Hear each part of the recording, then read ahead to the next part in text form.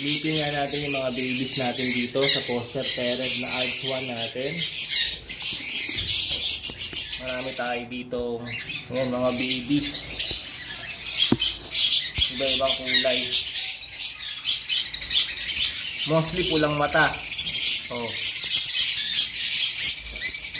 Maganda oh. Meron tayo ditong dalawang dilaw. Lagyan ng dilaw. Ngayon oh, dalawang dilaw. Isang Lutino Opa yan, saka isang Opaline Tail SL. Nilagyan ko ng leg band yung Tail SL. Ayun yata ito.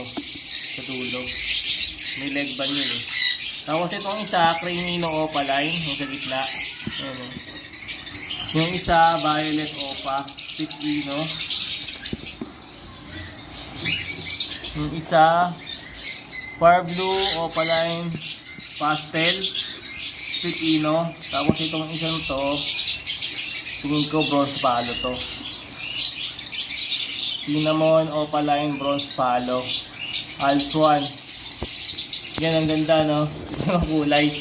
Foster parent po kasi yan, kaya iba-iba yung anak. Gaganda no.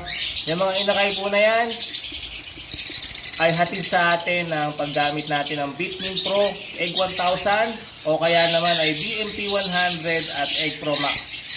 Perti na mga itlog, malulusog na mga inakay. Sa Battle Cock, lagi tayong lamang. Ayos mga kahagi.